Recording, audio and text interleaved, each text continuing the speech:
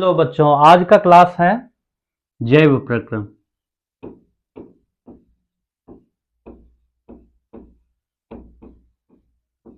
देखिए, सबसे पहले मन में ये क्वेश्चन आता है कि जैव प्रक्रम है क्या, है ना। तो जैव प्रक्रम है जीवों के द्वारा किए गए अनुरक्षण को जैव प्रक्रम कहते हैं। लेकिन यहां समझने वाली बात यह है कि अनुरक्षण क्या होता है। ठीक, तो अनुरक्षण देखो, अणु का मतलब होता है वो छोटा सा छोटा कण जो हमें आंखों से दिखाई भी ना पड़े। ऐसे छोटे छोटे कण को जो रक्षा करता है उसे अनुरक्षण कहते हैं। इसका डिफिनेशन क्या हो गया जैव प्रक्रम का, कि जीवों के द्वारा किए गए अनुरक्षण को जैव प्रक्रम कहते हैं। अब यहां पर पॉइंट दूसरा आता है। दूसरा पॉइंट क्या है? पोषण। ये पोषण क्या है? पोषण को समझना है अपनी भाषा में। पोषण का मतलब होता है भोजन।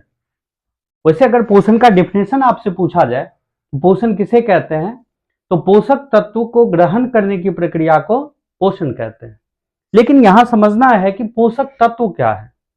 पोषक तत्व जैसे कार्बोहाइड्रेट, प्रोटीन, विटामिन, ये सब पोषक तत्व होता है।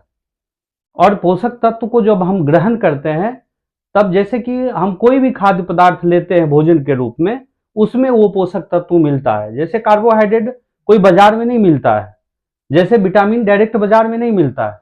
हम जो भोज्य पदार्थ लेते हैं, ग्रहण करते हैं, उसमें वो चीज मिल जाता है। तो इसका डिफिनेशन क्या लिखना है?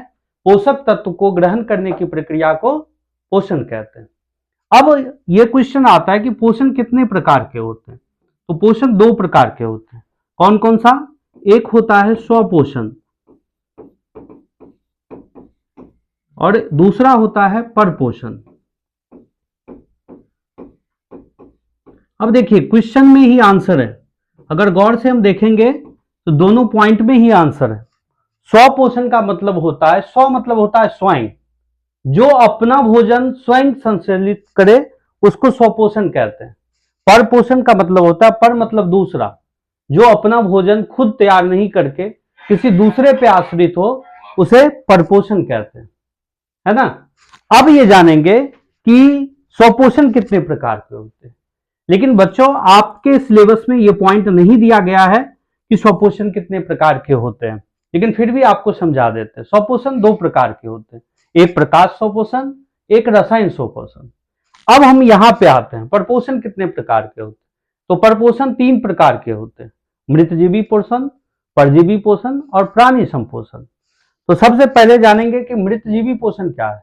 तो जो सड़े गले पदार्थ या मरे हुए जीव से अपने भोजन को प्राप्त करता है उसे मृतजीवी पोषण कहते हैं।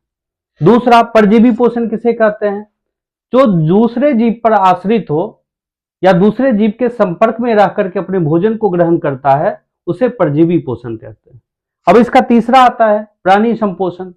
प्राणी संपोषण किसे कहते हैं? जो ठोस या तरल अवस्था में रहता है और रह करके भोजन को ग्रहण करता है, उसे प्राणी संपोषण कहते हैं। Thank you.